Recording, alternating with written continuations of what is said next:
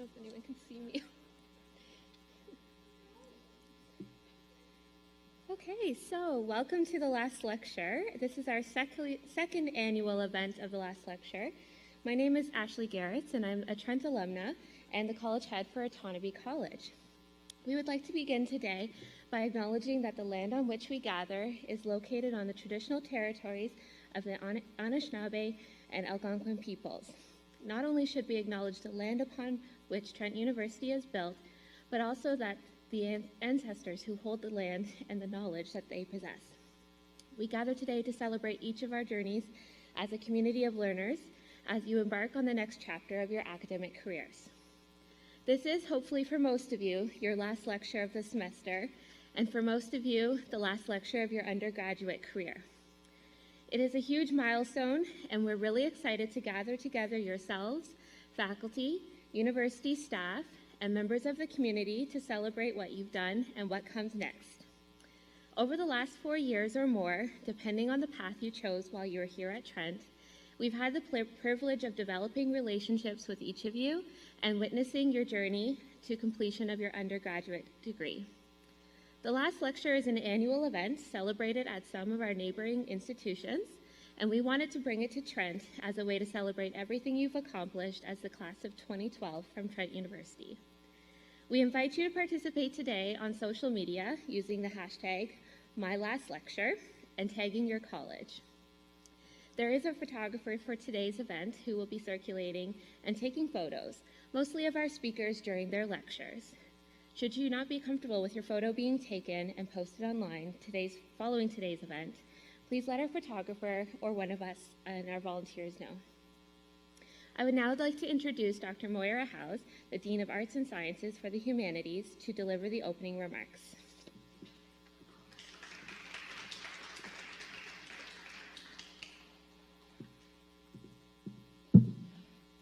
Welcome, everyone, to this year's last lecture. I'm very happy to be here with you today because I know how special this time is for you. You're on the home stretch. Yeah. And of course, somewhere inside of yourselves, you need to find the resolve to get over the finish line. But I'm sure that today you'll get some good inspiration. And I hope that you use it to put everything you've got into those last essays and exams of your undergraduate degree or your year. I'm also very happy to be here with you today because this event draws our attention to something really important about our university experience. And this is how fortunate we are to be here in community with others who care about knowledge, who care about truth and evidence, who care about goodness, and who care about using that knowledge and goodness to help each other and the world. The pursuit of knowledge, after all, is always a community affair, and this will be true even on those solitary late nights of studying in your immediate future. The scholars and professors that went before you, who wrote the books you now have to study, are there with you, supporting you, and they will continue to be there for you throughout your life. By this point, some of you have probably studied Hannah Arendt's political philosophy and theory. Hannah Arendt also wrote a lot on education, and she said that when teachers critically engage the world, they, quote, save it from that ruin, which, except for renewal, except for the coming of the new and the young, would be inevitable. So we're in this together, and you will now go on to share what you know and how to know with others. And it really matters, for as the band Pearl Jam helpfully explains, it's a fragile thing, this life we lead. On that note, it is now my pleasure to introduce today's speakers to you. Our first speaker will be Lexi Houghton, class of 2012. Lexi has been involved in a variety of different events in her time at Trent. She's been part of the Anne Shirley Theater Company, Otonabee College Cabinet, and ISW staff. She's worked for the Athletics Center and Zosky College. She participated in the 3-minute paper competition and is one of the co-chairs of the Trent Mutter 2016, which I understand is taking place tomorrow. Yeah. I'm very tired just listing all of Lexi's accomplishments. This opportunity to speak to her graduating class, however, is by far the coolest thing she's done in her 4 years at wonderful Trent University, and she's extremely honored to be given this opportunity. Our next speaker is Stephen Brown, class of '86, our alumni lecturer. Stephen Brown is the president of Fuse Marketing Group.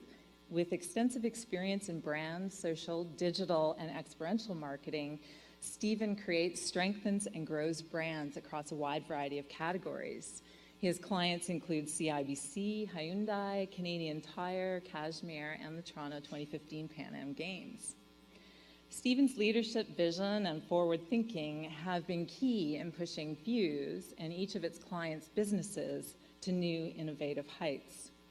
Stephen was also recently board chair of the Canadian Marketing Association, and he likes to give back to his community, working on new models of philanthropy through Social Venture Partner Toronto, fundraising for Casey House and Covenant House, and lending his time to numerous startup not-for-profits.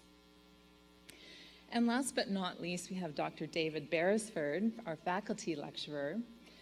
David received both an undergraduate studies honors BSc and graduate studies PhD at Trent. While David's main focus in academics is on flies and beetles, he is known for many publications beyond his teaching roles in sustainable agriculture and food systems and biology. David's dedication goes beyond Trent and to his home on a farm east of Peterborough, where he raises animals, encourages wildlife, and restores habitats for insects and amphibians. David is an engaging and supportive critical thinker in the Trent community. So I would like now to invite Lexi to come up.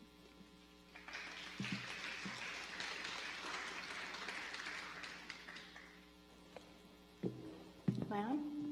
Oh. Sorry, microphones aren't my forte. Okay, so my name is Lexi Houghton. I started Trent in 2012, and I'm graduating this year. I'm from a small town about 2.5 hours away from here called Orangeville.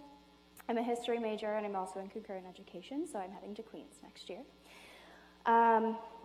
My very first memory of Trent is the open house of, I guess it would have been March 2012, when I was in grade 12 and I came to visit Trent. I was going to another university. There was no doubt in my mind. I was not coming to Trent. Trent was like a backup, like it was nothing. But my mom, who's super practical, was like, Lex, just in case, maybe you should go look at the other schools, just in case. So I said, okay, fine, whatever, I guess. So my dad and I drove down here. I came to Trent, and within 2 minutes, I was going to Trent. The other university was not a blip in my mind. I called Mom on the way home, and I told her she better get her green clothing out. This was how it was going to work. And the reason that I came to Trent, and the reason that Trent was the place I felt I needed to be, was because it felt like home. It felt like community. It had open arms and accepted me in. I enjoyed the small class sizes and the college system and everything that made Trent. So Trent to me is home. Trent is sort of a place where I was able to put my own roots down. The town that I come from, my family is very well known because it is a small town, so everyone knows everyone. No matter where I go, no matter what I do, someone knows. So I sort of had this identity of me that was shaped by the town that I lived in. And I came so far away for school and to a place where my friends weren't going, so that I had the opportunity to create my own identity, to be the person I wanted to be and the person that I wanted to become. And Trent was a safe place to do that. Trent allowed me to, I guess I'll use a tree metaphor, to put roots down and grow from there. So I'm here today, and I'm extremely honored to be here today because I was nominated by students and chosen by students, which is a huge honor. But I'm supposed to give you advice, and I don't think I have any because I'm in the same position you're in. I'm graduating too. I'm moving on from Trent in the same way you all are. So what I'm going to do today is to tell you a few things that I've learned in my times at Trent that are the main things that I've learned in my times at Trent. And maybe you've learned these things too, but maybe you haven't, and you'll have the ability to take this, something that I've learned, away with you and help it, and have it help you in your future. So I guess one of the biggest things that I've learned is to adapt. I used to be very rigid in my planning, and still am in most cases, but certain things have happened that have forced me to change the path that I'm on. In a small sense, I am a co-chair of Trent Mutter, and things can go very wrong, and you do have to change your ways in that case. Even today, we're dealing with issues, and the event is tomorrow.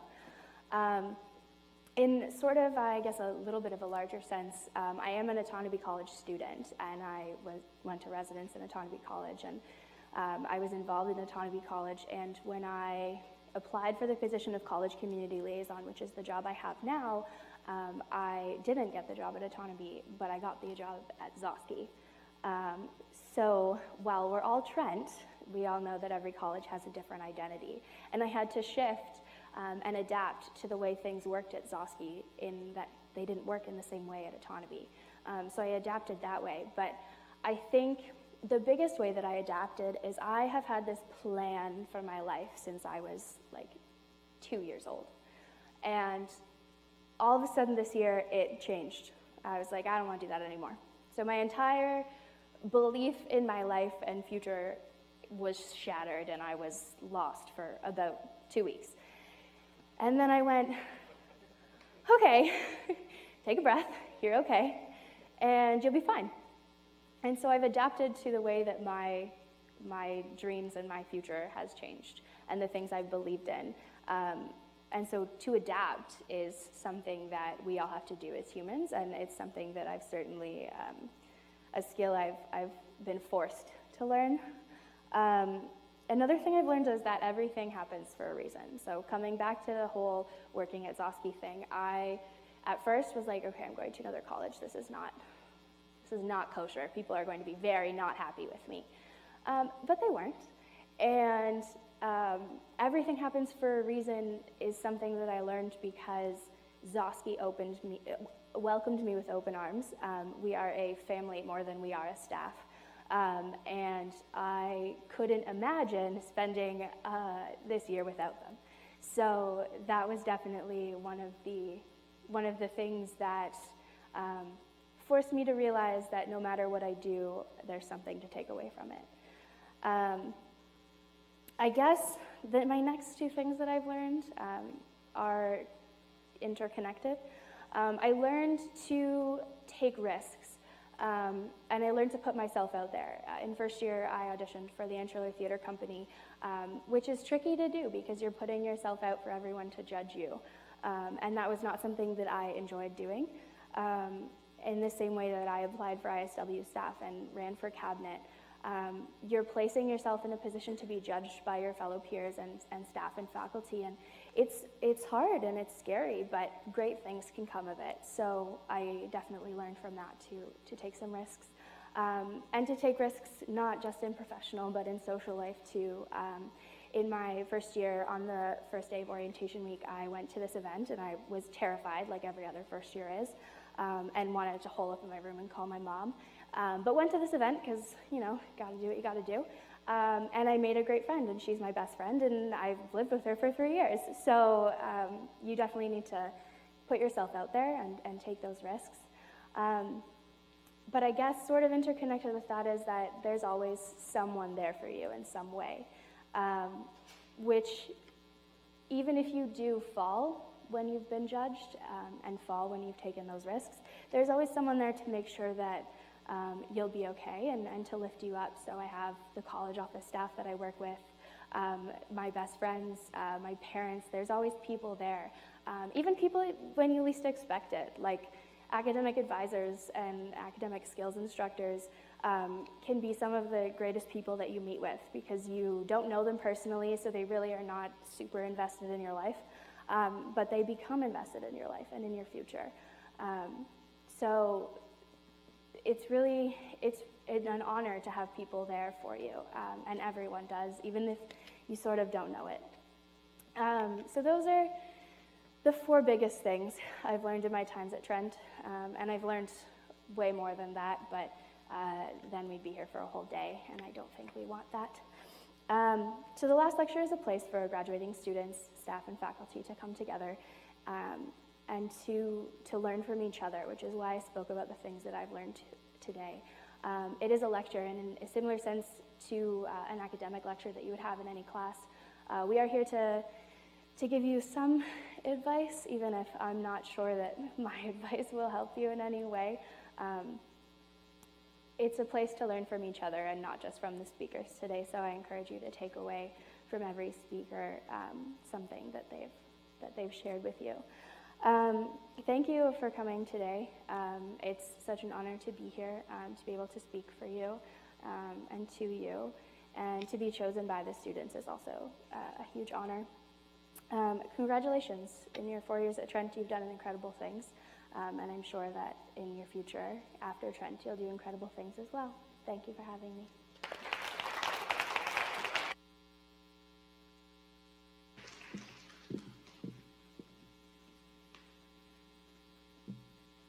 It is now my pleasure to introduce Stephen Brown, our alumni lecturer.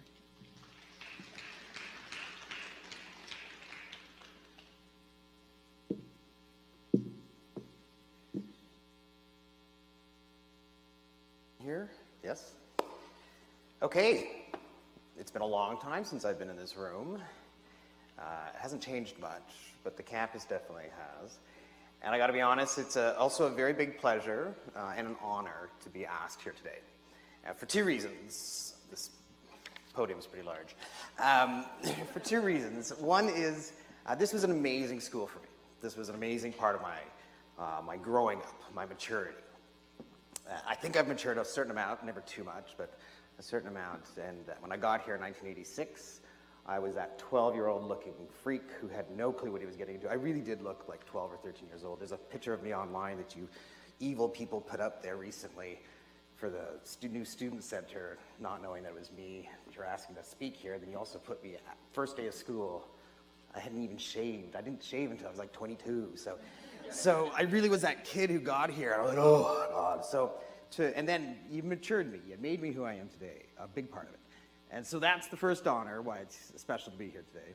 Second honor is because my nephew, Scott. Oh, I'm choking up. My nephew, Scott, is graduating this year. So you didn't know that when you asked me, but it's a big part, so I'm happy to be speaking in front of him. For me, I think today the best thing I can tell you is about transitions. I gotta be honest, I'm gonna tell you about something that no one tells you. Even at the end of my school year at Trent, I did 3-year BA in history, I really didn't have a clue what I was gonna do next. And I've done a fair bit. I'm pretty happy with what I've done. I've learned a lot, I've traveled, I've done all these great things, but I didn't know. It's not like there was that big step. There was a big transition. So I'll give you some thoughts about that. Before I jump to that, though, I'm going to tell you one funny story. So I like Lexi, I was supposed to go to U of T. I had free tuition at U of T, and I lived at Bay and Bloor, so if you know Toronto, that's like right across the street from U of T, because my mom worked there, Scott's grandmother. And I really didn't want to go across the street to school and live with my mom. I mean, she was great, still is great, but that wasn't my plan. So I went looking around, and I found this great campus called Trent. And my brother and sister, who were older than me and smarter than me, Mark-wise, they were like, oh my God, he's going to Trent. This was the 80s. It's changed a lot. You've got much higher in reputation now. But it was very funny. So I got mocked for going to Trent. I'm doing better than both of them now, so it's so good. We're still competitive. But anyway, so I was proud. I love this university. But I get asked to speak quite a bit these days. People seek you out in business courses and stuff like this. So last Monday or Tuesday, Queen's Commerce asked me to speak. So I have like 150 bright-eyed, very polished, laptops all up, commerce students at Queen's. And Queen's Commerce is like, I think, one of the hardest business courses to get into.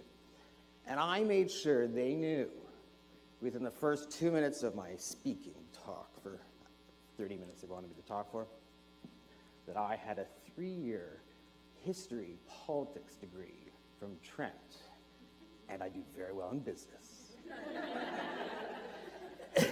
And I think I did a good job of freaking them out. And that's something that I'll talk about today. But so that's a bit of the setup. For me, I think there's a lot about which you don't learn. You can never learn this until you get out. But for me, the transition that no one talks about when I say I didn't know what I wanted to do when I was 22 and finishing up here. I think of the best things I did, though, is I just tried a lot of things. And the one thing I learned, and I've learned this all through business, is I think I've learned more from my mistakes than I have from my successes. And so my mistakes in my first 2 years out of university, one, I should never be a teacher. I taught English in Prague, 1991, I think, right after the curtain had fallen. And to this day, there are some Czech people who speak horrific English. I should not be a teacher. Next lesson. I should never do data entry or data analytics. Next job. And then the other job was I tried publishing. And these are fails. It's okay to fail. I loved failing, but I didn't love failing, but it actually taught me. And then my other job was at publishing. Horrifically boring, too politically correct for my sensibilities, and far too quiet. So I'm like, okay, those aren't working. But I found this spot. I had worked at Pepsi in the summer times when I was a student at Trent, and I found this zone in marketing. And for me, marketing is very creative. It's incredibly, no 2 days are alike. And for me, it fit.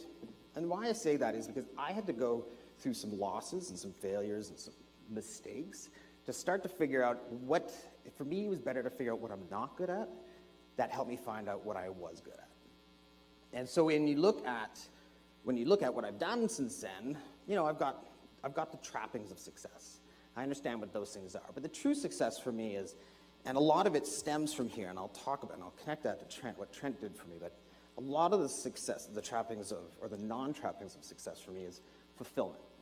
That every day, most days, I go to work, and I have a really good time. I really enjoy it. And so from the learnings that I had, it's really about how do I connect, how do I figure out how you find happiness in work. Because what they don't teach you is, you've been on a program, you've been programmed through school for the last 18, 17, however long you've been in school, sometime between age 4 or 5. You start, and then you go to your 20-something, and everything's structured for you. And then it all changes. So you don't get grades anymore. And you don't have the same regimen. You have a new regimen that starts. And for finding fulfillment, a lot of my friends, some struggled and some just got it. And there's those people who are out there saying, I'm going to be a lawyer. I've always wanted to be a lawyer. Or I want to be a teacher. I've always wanted to be a teacher. I didn't have that. So I had to go through a bit of a plan, a bit of my own ups and downs to find it. And I found it in marketing, and marketing's for me, not for everybody. I also then found it in starting my own businesses. So launched a business 13 years ago, and the journey and the fun, the craziness, the risk tolerance you need to have for having a business with anywhere from 50 to 100 employees, depending on the businesses of the year, it takes a lot. It takes a lot of your brain, and it pushes you around a fair bit. And that transition, the transition from school to work world for me was a really fun journey. Nerve-wracking as hell. I'm not going to lie to you. It's a bit bizarre. You also have to start paying your rent because your parents really cut you off fast, or at least mine did. Oh my God, they cut me off earlier than that. So there's all these things that you're learning and trying to figure out, but it was also probably one of my most memorable times. It was also helpful that I had these great friends that I had met at Trent, and I had a great community. A lot of them were in Toronto, so we formed this bond, which was excellent. And so the way I've always described it, and I'll just give you my one little cheesy word that I use here, and you're not like, corporate people are terrible for sometimes coming up with these awful cheesy terms, and they all just like speak, we all talk like freaks anyway. business people, but they don't read the business books either. But I call it my swing factor. Now, I play golf a little bit, but I'm terrible, and I don't play many sports, so it's not like this type of swing. For me, when I try to figure out, am I enjoying my job? Am I enjoying my career? Am I having a fulfilling life? For me, it is when I wake up in the morning, how easy is it for me to swing my feet out of bed and go to work? And it's just the most simple thing, so that for me, I know if it struggles, because it does, like, I don't have like, whoo, let's get to work every day. Oh my God. I'm not that person, but it's not that hard. It's pretty easy for me to go to work because I love what I do. And so the swing factor is my simple test. If it's hard for me to drag my feet out of bed in the morning, then I'm not doing what I want to be doing. Now, I'm fortunate that I started my own business with some partners, and I didn't do that. And so I can change the culture or change the business direction or do things if I want to fit some of my needs, not all of them, because I have to manage my partner's needs. But I impart on you that concept of, for me, it was about finding what would fit with me and really enjoying it. And I didn't have all the answers. Now, Trent, for me, gave me a bunch of things. The biggest things, it doesn't have to do with the tangibles. It wasn't the degree. It was purely these three things. One is, it gave me a community, a sense of community that was better than, I don't know, I didn't go to other schools, so I can't compare it. But when I look at my friends and what I have today, and I look at my other friends from other schools, I don't think they have the same thing. We really have, literally, don't tell people this, I'll shoot you, but I'm turning 50 next year, and there's already a barbecue planned at a friend's farm for all of us turning 50 from Trent. I'll try to raise money. I'll get some funds for you. So this is a community. It gave me a community, and that is something that instilled in me. Like, if you look at my business, I kind of treat it like it's a community. It's a family to a degree. I mean, I'm a bossy dad, but it's a community, and that's a lot of stuff that I learned at Trent. The other thing that Trent really gave me was self-confidence. That when I think back to that 14-year-old looking boy starting here, I needed it. And I think you get that if you go away to school, so that's the first thing. Well, I didn't want to go to U of T across the street, but there was something about Trent. You stood on your own, you had to go meet your friends, you had to do everything yourself, and it was a beautiful thing. And it really it was the right size school for me to flourish and just become, let my actual being out and start to do it. And the last one for me was a voice. And I specifically, there's two impacts on here. My mom raised us to sit at the table with politicians and people like this, and so we would always have to talk. She never kid talk with us. But Trent, even more so, I had to sit. It was a small school when we were here. I think it's still pretty small, but you'd have to sit in your lectures or your tutorials with your professors, and you'd have to talk, and you'd have to have an opinion. And in whatever your choice of career is, whether it's business, whether it's politics, whether it's medicine, whatever the group is, you have to have a voice. You have to be able to argue an opinion. You have to be persuasive. You have to really be able to hold your ground. And you'd be amazed at how many people come out of school and don't have those things. So when I interview people, and I interview people all the time, I want to see how well do you stand up to me, daunting president man. And if you can hold your ground with me, you're going to get to the next interview. There's a good chance you're going to get the job. And Trent taught me a ton about getting a voice and keeping your voice. So I'm pretty indebted and pretty happy about it. Now, I do know, you asked for some advice, that's one, but I think the other piece of advice I can give you is, I'll give you a few interview tips or a few career hunting tips, or just a few things to expect when you're out there, because I am the guy who interviews nonstop. So, first and foremost, if you are hearing rumors that your generation, the millennials, are, a little pampered, there's all these things I'm reading about this generation, and I feel kind of like I'm irritated for you. Let me just say that much. I don't believe it. I don't think the millennials are any that much different than any other group.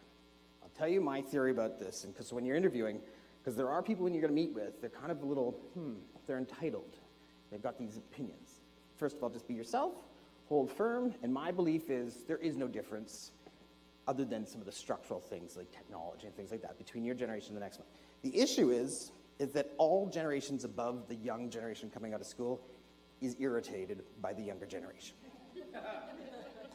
That's all it is. When I was coming out of school, I was like the second or third year of Gen X, and the fucking boomers, oop, I swear,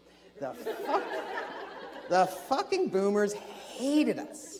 They were like, oh my God, these guys don't do anything, and they're all ideological and blah, blah, blah. And they want to live-work balance and stuff like this. I'm like, oh, for God's sakes, and that's what I'm hearing my generation, the Xers, talk about you guys.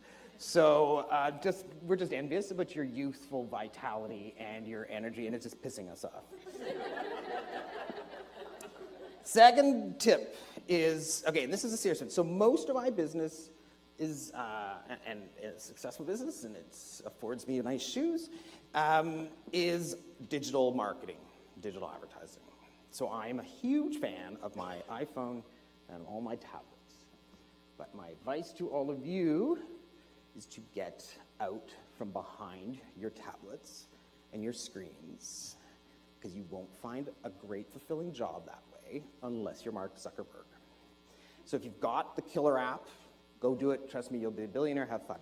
If you don't have that, what I'm really specific about here is I find a lot of people think it's a swipe right, swipe left to find a job. No, that's dating, and that is not job hunting. So job hunting actually means you network, you talk, you make eye contact, you ask questions, and you build a relationship with someone. And I'm really struggling. This is one thing I am struggling with some of the younger people in the business is get out and talk to the clients. Stop emailing them or stop posting things. This is about my job is to sign deals. Your job, if you want my job, if you want to push me out, that's what you should be struggling for, is to want to sign deals also. And you're not going to do that behind a computer. So the reason I say that is my first job I got in marketing was because I ran into my intro-week leader on Bloor Street, my Trent intro-week leader at Bloor Street. She was eating a falafel. It dripped on her jacket. I went up to her and I went, ooh, Sarah, you're looking like hell. And got talking, and she said, oh, we're hiring, I think, and I got a job through her. So the network you built here is a starting point, but it's about meeting people, connecting with them. The tablets and the screens are great for managing your brand and managing your resume and stuff like this, but it's not going to get you your job. The harsh reality for advancement in career is, up until now, a lot of stuff has been based on your marks. That is gone. So marks got you into school, marks got you through school. If you're going off to a master's programs, marks matter. Once you have a job, no one grades anything. So you're no longer based on who's the smartest by marks, it's who's the most persuasive, who's able to deliver something, get an idea across, have a conversation, make a connection, have a network. I've done very well in business, and I am not the smartest person in business. My God, my math scores alone are horrific. It's not about being the smartest, it's about being able to communicate well. And so a lot of that is make sure when you're doing your career and planning, you're getting into something that fits your personality. But you're going to be judged very differently than you have been to date. The other one is, and it doesn't matter what business you're going into, is sales. And selling is not a four-letter word. So I think a lot of people go, I would never go into sales. Oh my God, that man sells things. Everybody has to sell something. First of all, you have to kind of sell just in the form of positioning just to get a date. What shirt am I putting on? What am I going to talk about? Technically, you're selling yourself, not in a slutty, promiscuous way. Well, maybe, but but you don't be shy of the concept of selling. I'm not saying you're going to be like the car dealership, the used car dealership with the big lapels. I'm just saying, but selling, get comfortable with the concept that you have to sell an idea, you have to sell a belief, you have to sell a passion. That's what all, and it's not business, I'm not talking business, all careers require it if you want advancement. My final one is, if there's ever a time when someone has helped you in your career to get to the next level, remember that and always pay it forward. So people ask me all the time for information interviews. I didn't have many people who helped me when I was younger, so I'm more than happy to help them. And I just always want to do that. And then there's one final thing, and this is the thing I'm doing specifically for Trent, because I fully agree that who I am today is a multitude of many influences, and my success is not because I earned it point blank. Worked hard, But let's be clear. I was born in an amazing country. I had great parents who wanted me to learn. I had a bunch of things. I had family and friends. But I also had this great experience at this school. And I don't underplay that at all. This was a great launching part for my adult life. So, when you've paid off your student loans, I'm going to go forward a few years. When you've paid off your student loans and you've started your horrific mortgage, they last forever, don't worry about that, and all these different things about the trappings of adult life, because you think, anyway, I'm not going to scare you off, but the trappings of adult life happen. I just want you to remember one thing. If you feel Trent was a great place for you and you loved your time here, write a check. These universities don't live and don't get to the next level unless the alumni pitch in, and you're about to be alumni. So for the last 14 years, I've written a fairly comfortable check. I'll keep doing it because this university can only be great if people like us who enjoyed it and celebrated it also contribute. You don't get anything back except for a really good feeling. That's the best thing you can get. So have a great transition to your adult life. Oh my God, it is going to be fun. You're already adults, I shouldn't say that. Your careers. And just from one alumnus to many others, future ones, this was a great place to get started. And hopefully your fond memories are as much as fond as mine have been since. So thank you very much.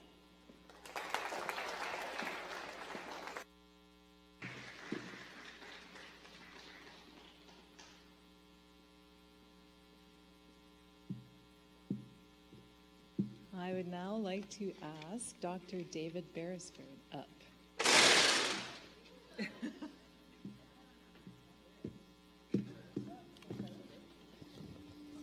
Hello. Did you get those 30 slides loaded yet?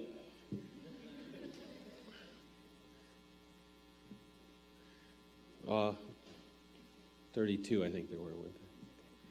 Good.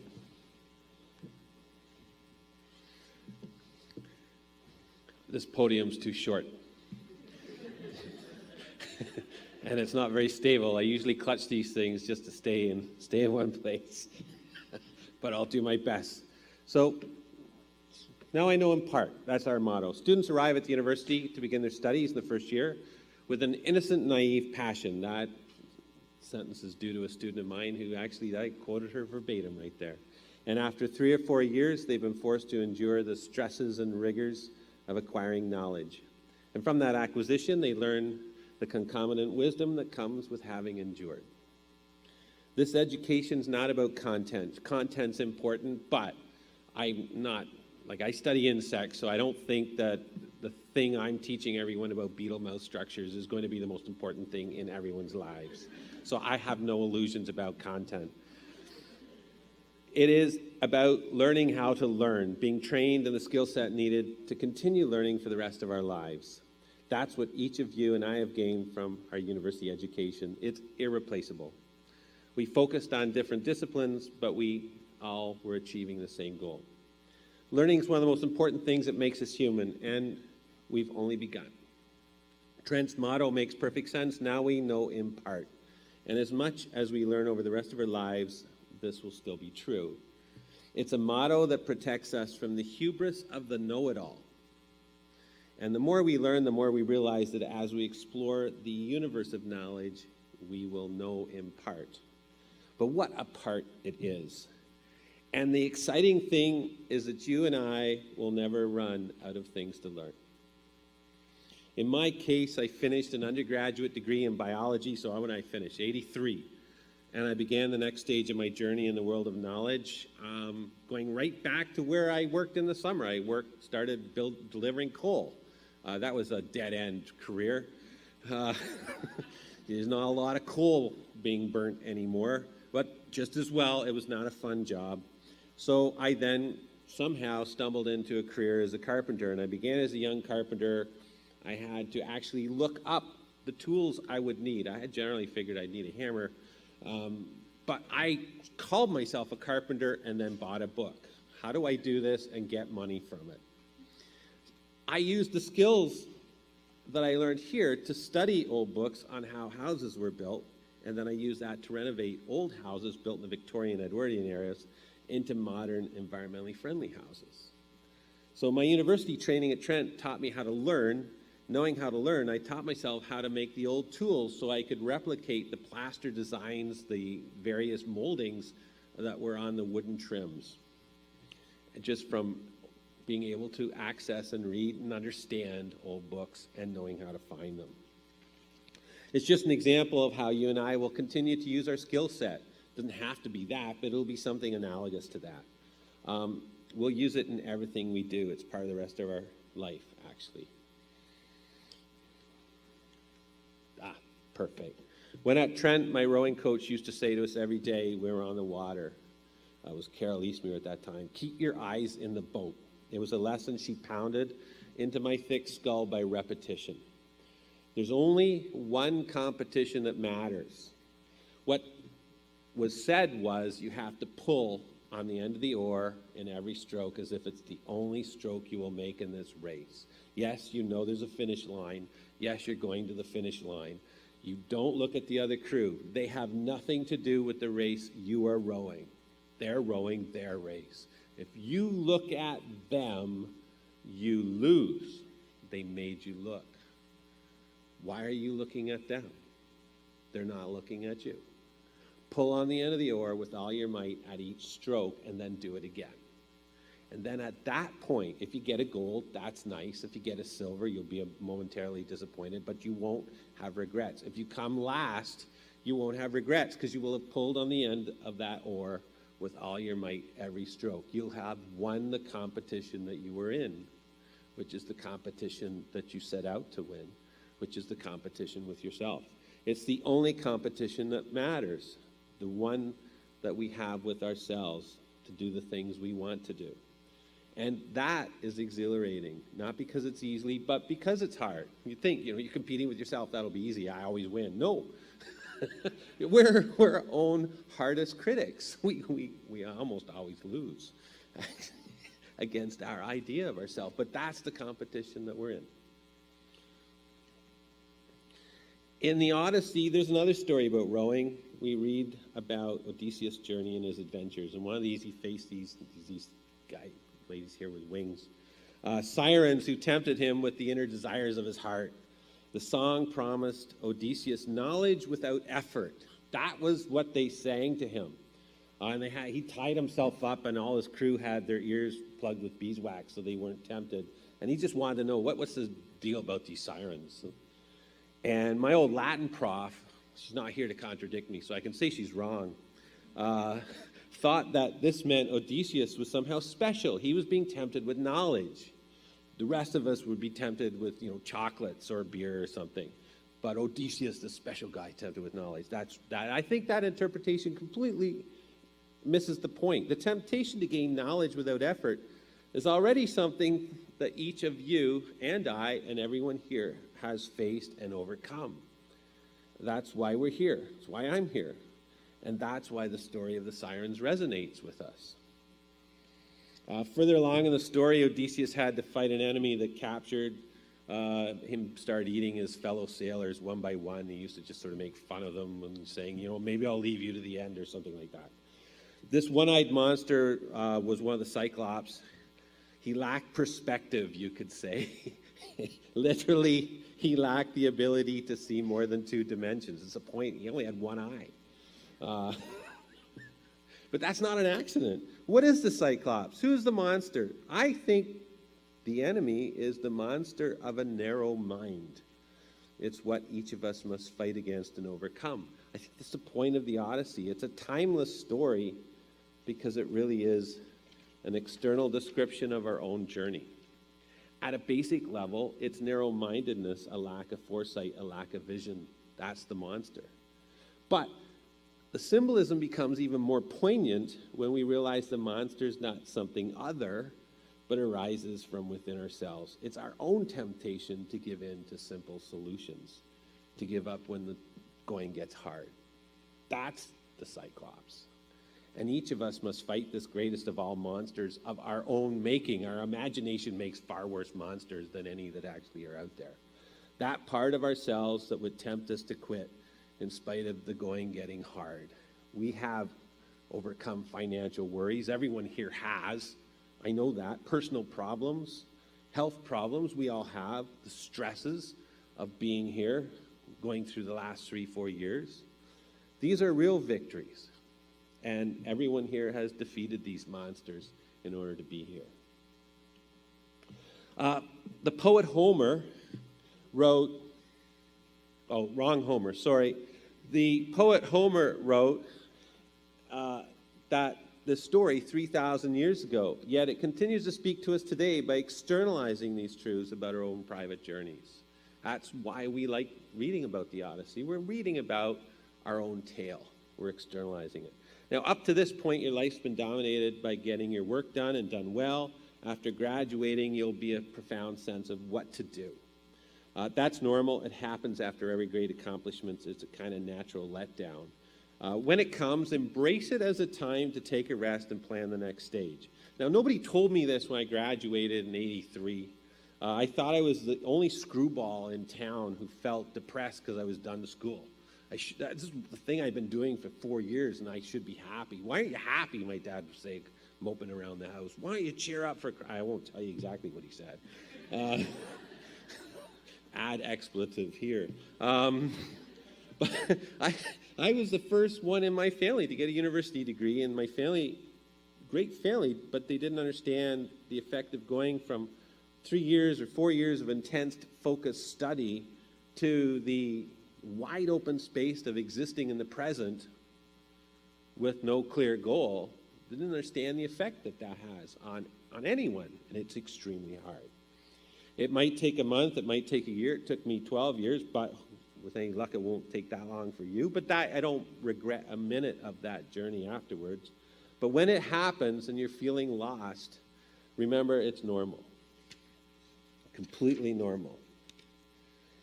We're told by self-appointed experts that today's students, and this really resonated, Stephen, well done, do not know the great literature of the past, or you haven't memorized the right poems, or you don't know your multiplication tables to 40, or that you lack discipline, or you're disengaged in some processes that are important. This venerable slander has for centuries been trundled and thrown down at every generation. I happen to be blessed or cursed, I don't know which, with a good memory. I can recall as if it was yesterday that people were saying the exact same thing about me and my friends. I can honestly tell you I've never met a group of students who are better able to handle the challenges ahead of it than you are. Each of you, and I know many of you personally, each of you is keenly aware of the complexity of the big issues facing our world, our environment, the choices we must make about how we live, and each of you has demonstrated that you have the tools to decide well. So, last slide. It's my firm belief, in fact, it's an article of academic faith for me, that every generation has the right to enjoy the fun of starting new ventures. We would like to have you pick up the ball that we hand to you. Where do we get that right? We got to start our ventures. You have the right to start your ventures. You have the right of being at the beginning of an endeavor and experiencing the thrill of these things. In my life, I've started schools. I've been on the boards of grassroots community organizations. I've started and run a small business. Some of my ventures fared better than others. Some were complete successes, some moderate, and some abject failures. They were all exciting. Everyone has a right to enjoy these. Everyone has a right to fail or succeed and experience the fun of not knowing how it's going to turn out.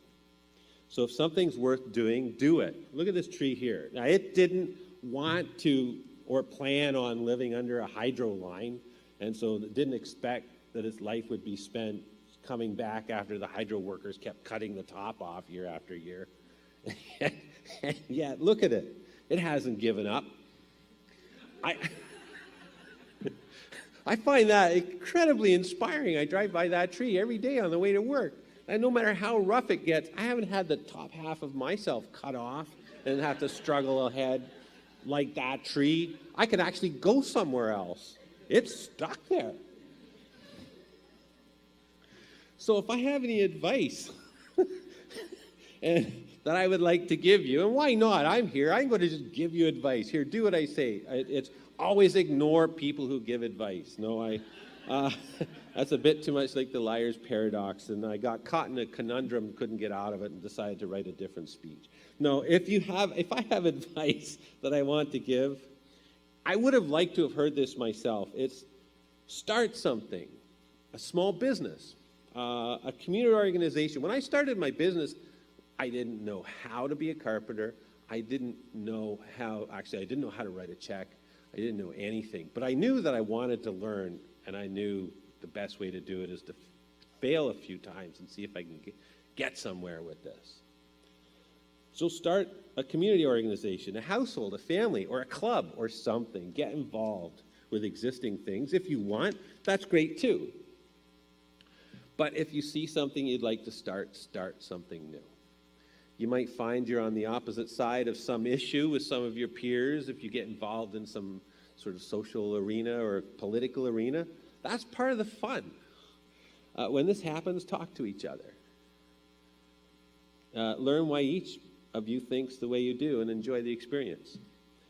That's what you actually are equipped to do right now, mentally, intellectually, and in attitude. I know that. I teach you. You're very well trained. You have the tools you need, as you've proven to me again and again. And the most important tool is you bring yourselves to the task. So having gotten this far, enjoy the rest, enjoy a victory lap, and then get ready to set out on the rest of the Odyssey. Thank you.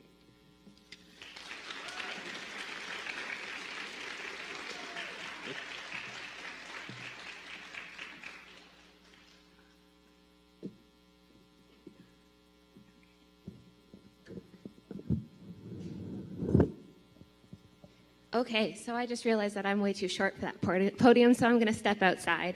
Thank you very much to all of our lecturers. Can we give them, please, another round of applause?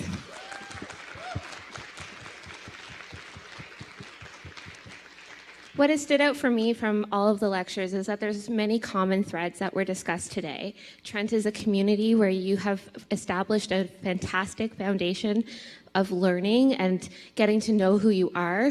As Lexi spoke about, it was an opportunity for her to decide, this is who I'm going to be. I get to choose my own identity, and I get to choose where I'm going to be going. And for Stephen, for reflecting upon his journey at Trent and what he has taken from Trent and taken with him now as an alumni out in the community, and reflecting on the network that he had an opportunity to establish while he was here at Trent. I encourage you all to think about who are in your networks while you're here and say thank you. Acknowledge them for the things that they've done for you and the impact that they've had on you, because there's still a few weeks left before you wrap up the semester and convocation happens in, I guess, June. And for Dr. Beresford, always entertaining. Thank you so much. I had a lot of good laughs, but also a lot of really meaningful pieces of advice and pieces of wisdom, reflecting as a Trent alumni himself, going through 2 different programs, and now being in the generous opportunity to be one of your faculties and one of your professors now who has had an opportunity to establish that foundation of learning for you. So thank you very much again for all the lectures today, and it's been truly inspiring. I would now like to take this opportunity to acknowledge the key individuals that were a part of this last lecture and putting it together. For our planning committee, we had Ashley Farnell from the Champlain College office.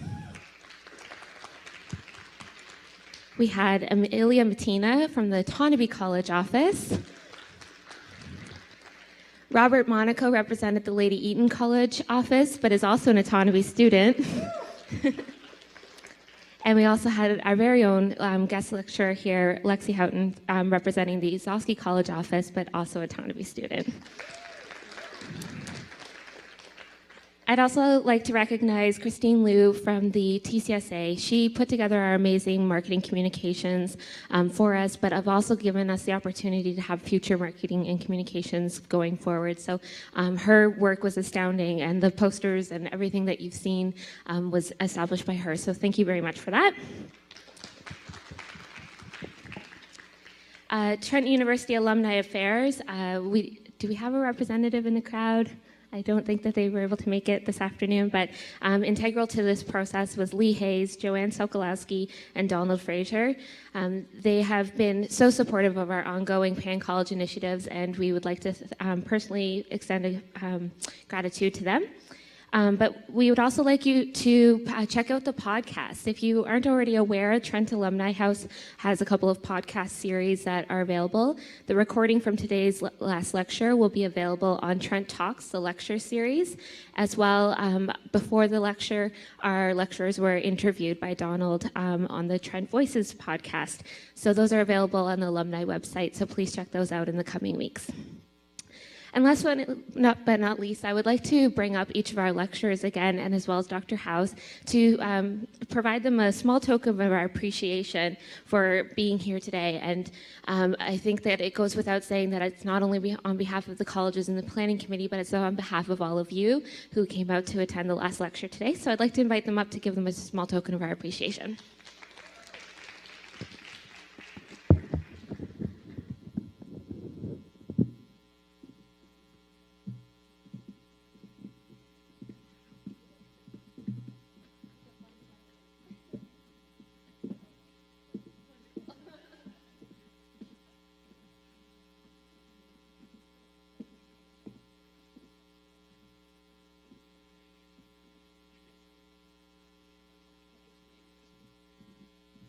To just let everyone know, they have each now received a copy of the last lecture, which is a book that's written by Randy Pouch, and he delivered the original last lecture at his institution and is the inspiration behind this incredible event that has been adapted by many post-secondary institutions across the country and also internationally. So a small token of our appreciation for being here today and to sharing your words of wisdom. Thank you very much.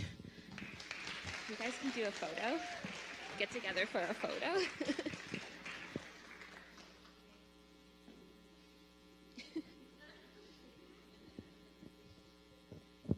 We're going to treat them like celebrities. Thank you very much, folks. Okay, so now I'll ask that everyone joins us in the Wenjack foyer. We do have a reception with light refreshments and a lovely, delicious looking cake that we would love to cut and share with you. So in the foyer, we'll have the refreshments, and it'll be an opportunity if you'd like to talk with some of the speakers and share some of the most impactful words that they had for you today. Thank you very much.